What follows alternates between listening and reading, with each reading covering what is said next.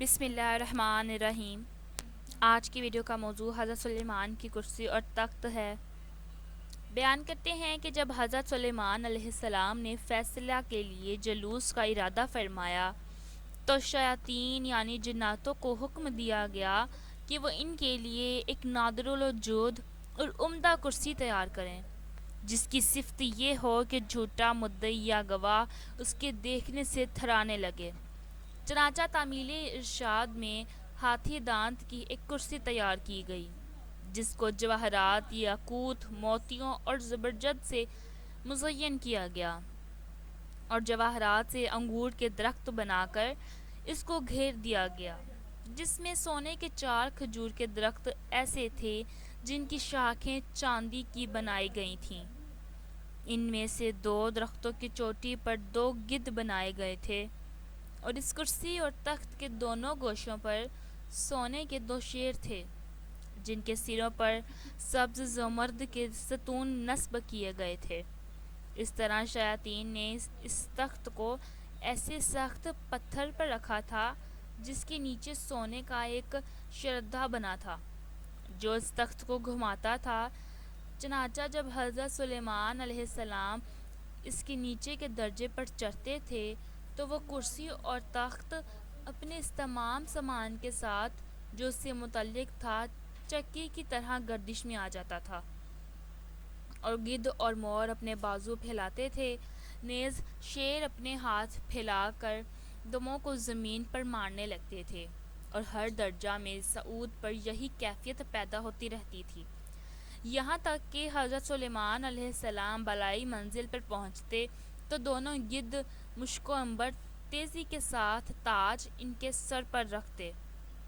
اور تخت پر جلوہ افروز ہونے کے بعد سونے کا کبوتر زبور پیش کرتا،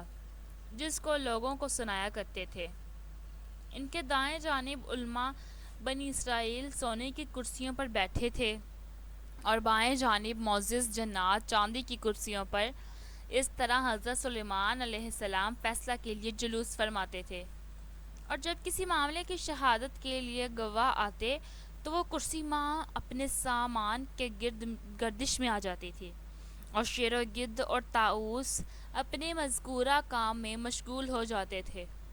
یہ دیکھ کر گواہوں پر ایک ایسی ہیبت طاری ہوتی اور سچ و حق کے سوا کوئی جھوٹی شہادت نہ دے سکتے تھے۔ پس حضرت سلیمان علیہ السلام کا انتقال ہوا تو اس کرسی کو شاہ بخت نصر نے اپنے قبضہ میں لے لیا، مگر جب اس نے اس پر چڑھنے کا ارادہ کیا تو ایک شیر نے اپنے دائیں ہاتھ سے بادشاہ کی پنڈلی اور قدم پر ایک ایسی چھاپ ماری جس کے باعث وہ کرسی پر نہ چڑھ سکا، اور اسی ضرب کی کرب و بے چینی میں مبتلا ہو کر مر گیا، اور وہ کرسی شہر انطاکیہ روم و شام کے دارالسلطنت میں باقی رہی، یہاں تک کہ اہل انطاکیہ سے قراص بن سدرس نے جنگ کی اور خلیفہ نے بخت نصر کو شکست دی۔ اس کے بعد کرسی بیت المقدس کی طرف لائی گئی، اور کوئی بادشاہ اس کرسی کے چڑھنے پر قادر نہ ہو سکا۔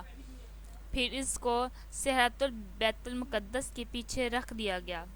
جس کے بعد آج تک اس کی کوئی خبر یا اثر معلوم نہ ہو سکا کہ کہاں گئی اور کیا ہوا۔